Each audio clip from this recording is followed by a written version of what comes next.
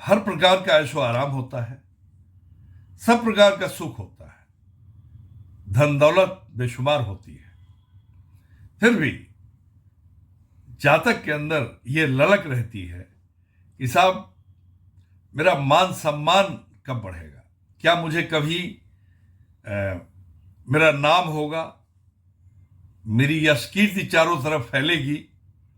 ऐसा कभी होगा या नहीं होगा? क्या कुंडली में मेरा ऐसा कोई योग है? जी हाँ साहब, है। एक योग है, एक सूत्र है जिससे इस योग का पता चलता है। अब आप जानते हैं लग्न का मतलब आप स्वयं हो गए। 10वां भाव आप जानते हैं जो कि व्यवसाय का होता है, जीविका का होता है। उसी 10वें भाव को सम्मान का भाव माना गया है, यश कीर्ति का भाव, मान सम्मान का। हम आज यहां धन दौलत ऐशो आराम इन सब की बात नहीं कर रहे हैं, नाम प्रसिद्ध यश कीर्ति की बात कर रहे हैं। यानी हमारा नाम, हमारी प्रसिद्ध ऊंचाइयों तक कब पहुंचेगी। तो साहब लग्न आप हो गए, 10वां भाव सम्मान का भाव हो गया, और सम्मान का कारक ग्रह सूर्य होता है। ये 3 कारक तत्व हो गए।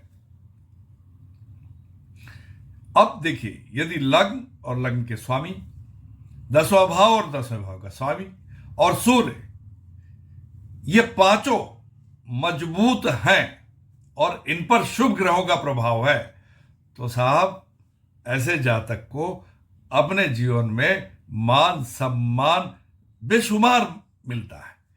यानी मतलब अनलिमिटेड जिसे कह सकते हैं, मिलता है। हम यहां पर मान सम्मान की बात कर रहे हैं। कई बार लोग मान सम्मान के भूखे होते हैं, धन दौलत, यहां तक कि कई गरीब लोगों को भी हमने देखा है, आपने भी देखा होगा कि साहब वो गरीब रह के भी केवल मान सम्मान मिले, हमारी यश कीर्ति फैले, उस पर विश्वास करते हैं।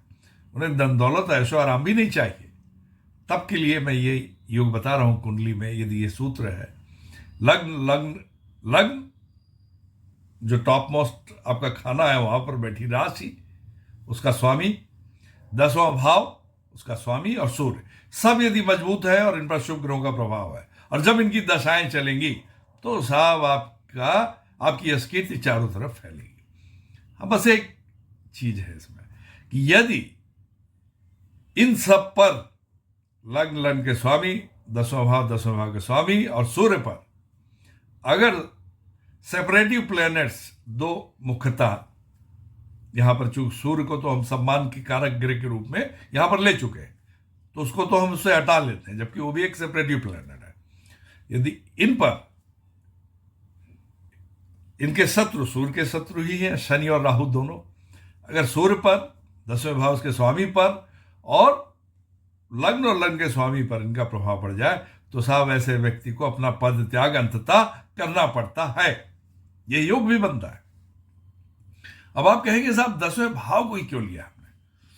क्योंकि 10वां भाव ही सबसे ऊंचाई वाला भाव है। सूर्य जब उदय होता है तो आपकी लग्न में होता है, जब वो ऊंचाई पे होता है नून में, दोपहर में 12 बजे, वो आपके 10वें भाव में होता है, सबसे ऊंचाई वाला भाव, इसीलिए उसको यहां लिया गया है। और जब अस्त होता है तो 7वें भाव में होता है, जब आधी रात को आपके 4थे भाव में होता है, इसलिए साहब 10वें भाव को हमने लिया है।